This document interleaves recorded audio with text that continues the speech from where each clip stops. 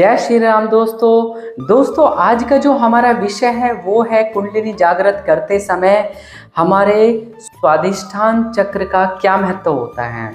आखिर स्वादिष्ठान चक्र को जागृत करना क्यों जरूरी होता है, इस चक्र के से जुड़े सारे रहस्य मैं आपके साथ शेयर करूंगा। क्या क्या अनुभव था इस चक्र को जागृत करते समय, वो सारे मैं आपके साथ में शेयर करूंगा। तो दोस्तों इस चक्र के जागृत करने के पास में यूट्यूब पे कमेंट आया था। कमेंट के माध्यम से साधकगण ने पूछा था कि गुरुजी की कुंडलिनी जागृत करते समय ब्रह्मचर्य खंडित क्यों हो जाता है।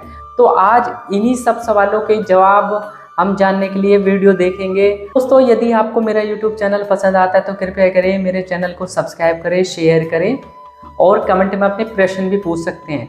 और दोस्तों यदि आपको अपनी कुंडलिनी से संबंधित या अपनी स्पिरिचुअल चेकिंग आपको करानी है मेरे माध्यम से, तो आप अपना फोटो भेजकर अपनी अपॉइंटमेंट बुक करा के आप अपना ऑरा स्कैनिंग भी करवा सकते हैं। तो दोस्तों चलते हैं इस वीडियो में। तो दोस्तों सबसे पहले जब हमारा मूलाधार चक्र जागृत हो जाता है और कुंडलिनी माता एक्टिवेट होकर उस पर विराजमान हो जाती है और कहीं ना कहीं कुंडलिनी माता जब स्थिर हो जाती है रूट चक्र के ऊपर, उसके बाद के आगे का जो चक्र होता है उसी तरीके से हमारा स्वादिष्ठान आता है। इसको इंग्लिश में हम सैक्रल चक्र भी कहते हैं। तो दोस्तों ये चक्र का जो दल होता है कुंडलिनी माता के आने से पहले वो मुरझाया हुआ होता है और एक तरीके से उसमें 6 पंखुड़ियाँ होती हैं। 6 पंखुड़ियाँ होने के कारण ये कमल दल, और जो इसका कलर दिखाई देता है वो ऑरेंज कलर में दिखाई देता है, थोड़ा सा नारंगी सा दिखाई देता है। तो ये हमारी इसकी कैरेक्टरिस्टिक होती है। जैसा हमें ये चक्र दृष्टि के माध्यम से देखा जाता तो इस तरीके का दिखाई देता है। तो दोस्तों अब क्या करना होता है, अब कुंडलिनी माता नीचे से स्थिर हो चुकी है, फर्स्ट चक्र पूर्ण रूप से जागृत हो चुका है मूलाधार। अब मूलाधार जागृत हो चुका है तो कुंडलिनी माता प्रवेश कर चुकी है सुषुम्ना के माध्यम से। सुषुम्ना के माध्यम से आगे बढ़ती हुई, जब सुषुम्ना के माध्यम से आगे बढ़ के माता कुंडलिनी अपना पहला चरण आप कमल दल को टच करती है तो वो कमल दल पूर्ण रूप से विकसित हो जाता है और वो जो मुरझाया हुआ था पुष्प था वो पूर्ण रूप से कमल दल खिल जाता है। अब एक चीज होती है, अब जैसे यहाँ की जो ऊष्मा हुई है कुंडलिनी माता के ऊपर ट्रैवल करने से, क्योंकि ऊष्मा तो बहुत नीचे बनी हुई है, मूलाधार में बनी हुई है, वही ऊष्मा जब ऊर्जा आती है जाप ऊर्जा के माध्यम से, तो कुंडलिनी माता के ऊष्मा से वो चक्र पूर्ण रूप से बैलेंस होने लगता है। और इसके बैलेंस होने के, यदि आपका ये सैक्रल चक्र बैलेंस होता है तो आपका मन के अंदर बहुत बढ़िया क्रिएटिव आइडियाज़ आएंगे, पॉजिटिव आप फील करेंगे और जो आपका सेक्सुअलिटी का स्तर होता है वो बहुत बैलेंस होगा, कोई ज़्यादा आपको गलत विचार नहीं आएंगे।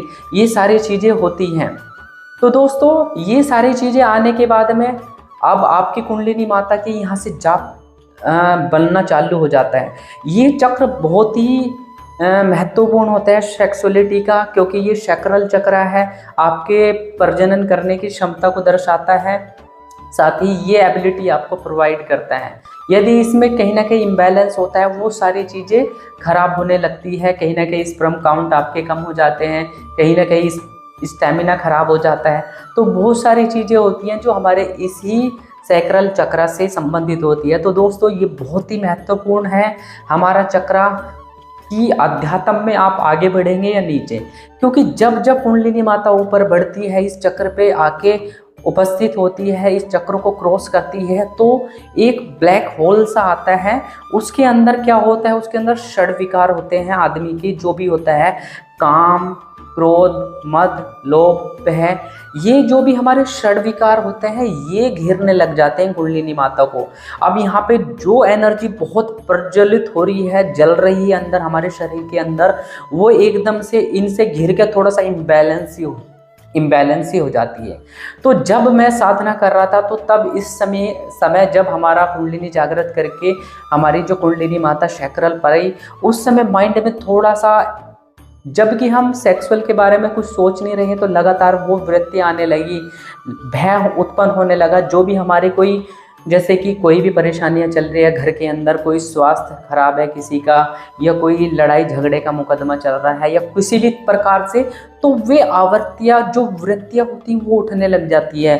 तो आप जाप ध्यान करते समय, मेडिटेशन करते समय आपका दिमाग में थोड़ा सा प्रभाव पड़ने लगेगा। ऐसा फील होगा कि आपके जो वो है कहीं यार वो हार ना जाए, हम मुकदमा हार ना जाए। कभी ऐसी भावनाएं आएंगी कि बहुत ज़्यादा सेक्सुअलिटी की भावना आ जाएगी। आप अपने आप पे फोकस करोगे कि भाई मेरा तो मन भी नहीं है, फिर भी ये ऊर्जा यहाँ पे इतना प्रभाव क्यों दे रही है। तो अपने आप हमारी काम भावना बहुत तेज बढ़ जाएंगी। अब यही तो इसका वो होता है कि सैक्रल चक्र को कौन पार करेगा, कौन नहीं पार करेगा। यदि कोई व्यक्ति यहाँ पे ही आके अपना ब्रह्मचर्य का खंडित कर देता है तो एकदम से उसकी कुंडलिनी माता धड़ाम से एकदम नीचे रोट चक्र पे चली जाती है, और एनर्जी जो ऊष्मा बनी थी वो ऊष्मा कहीं ना कहीं डाउन हो जाती है, गति डाउन हो जाती है। इसलिए आपको कहा जाता है कि ब्रह्मचर्य का आपको खंडित नहीं करना है, ब्रह्मचर्य का पालन करना है जब भी आप कुंडलिनी जागरण करते रहते हैं। अब एक हमारे साधक का प्रश्न आया था कि कुंडलिनी जागृत करते समय हमारा ब्रह्मचर्य खंडित क्यों हो जाता है। तो यही वो कारण है कि उस समय जो एनर्जी बनती है ब्लैक होल से, जो कुंडलिनी माता गुजरती है, उस समय आपके ऊपर जब काम भावना ज़्यादा प्रभावित हो जाती है तब जाके आपका ब्रह्मचर्य का खंडित हो जाता है। या आप अपना संबंध बना लेते हैं, या आप गलत क्रिया करके अपने इस क्रम को खंडित कर देते हैं। तो मैंने बहुत सारे व्यक्तियों की चेकिंग करी है जिसके अंदर सबसे ज़्यादा मुझे जो दिखाई दिया सैक्रल चक्र इम्बैलेंस दिखाई दिया। कहीं ना कहीं उनकी इम्बैलेंस होने की वजह से उनको एक मस्टरबेशन की आदत पड़ जाती है, कहीं ना कहीं उनकी बहुत ज़्यादा ब्रह्मचर्य खंडित होता है।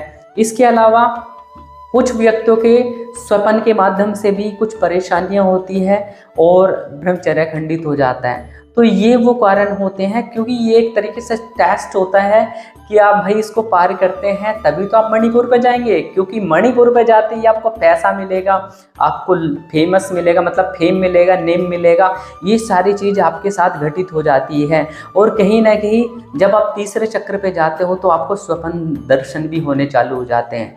तो हमारा सैक्रल चक्र है, जो रूट चक्र है, वो बहुत नींव मजबूत होनी चाहिए, तभी ऊपर की हमारी जो जर्नी है वो कहीं ना कहीं स्टेबल होगी। गुस्सा आने लगता है इस चक्र पे जब आते हैं, कहीं ना कहीं फ्रस्ट्रेशन हो जाती है। जिनकी कुंडलिनी सेकंड चक्र पे फंसी होती है उनके अंदर फ्रस्ट्रेशन आती है कि भाई इतने दिन से पूजा पाठ कर रहे हैं और घंटा कुछ भी समझ नहीं आ रहा और कुंडलिनी नहीं उठ रही है, और न ही कुंडलिनी का आभास है, इवन कुछ भी आभास तक नहीं होता, मीन्स सपना भी नहीं आता उन व्यक्तियों को।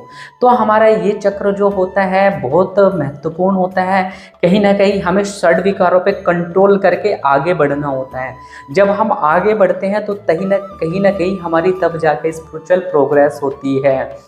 और दोस्तों सैक्रल चक्र जब बैलेंस्ड होता है तो आपका माइंड क्रिएटिव हो जाएगा, बहुत सारे इनोवेशन आइडियाज़ आप निकालेंगे, बहुत सारी आपकी एनर्जी, मतलब चेहरा आपका लाल हो जाएगा और एक अजीब सी क्रांति आपके चेहरे पर रहेगी। तो आपके साथ में ऐसे ऐसे अनुभव होने चालू हो जाते हैं जब आपका सैक्रल चक्र बैलेंस।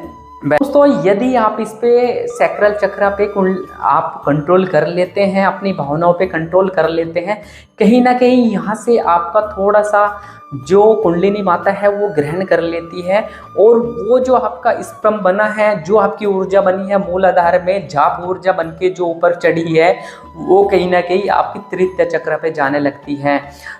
देखो ईड़ा पिंगला नाड़ी तो चलती है, वक्र गति से ऊपर बढ़ती है, बट हमारी जो सुषुम्ना होती है वो समगति से बढ़ती है, ना इधर जाएगी ना उधर जाएगी, बिल्कुल सीधा आपका वो चलती है। बट सुषुम्ना नाड़ी के अंदर जब हमारी कुंडलिनी प्रवेश करती है, प्रवेश करके वो बिल्कुल पूर्ण रूप से लहरें लेते हुए ऐसा महसूस होता है। तो जब हम ध्यान देते हैं, बहुत सारे साधकगण ध्यान देते हैं, तो ऐसा लगता है कि वो हमारी जो कुंडलिनी है इस तरीके से सांप की गति से जा रही है। एक साधकगण का अभी मेरे पास में प्रश्न आया था कमेंट के माध्यम से, उन्होंने कहा कि मेरे पास मेरे जो कुंडली आभास होती है कि गुरुजी आपने तो बताया 3 फेरे, जबकि मैंने सुना है कि 3.5 फेरे कुंडली लेके बैठती है नीचे। बट एक्चुअल में भैया क्या होता है, जो कुंडलिनी माता होती है वो 3 फेरे लेके, और जो आधा फेरा होता है वो उसके मुख में चले जाती है, उसकी पूंछ। तो जब हम देखते हैं तो देखने में हमें 3 ही फेरे दिखाई देते हैं। तो दोस्तों इस तरीके से आपको अपने स्वादिष्टान चक्र को बैलेंस करना बहुत जरूरी होता है। अब बैलेंस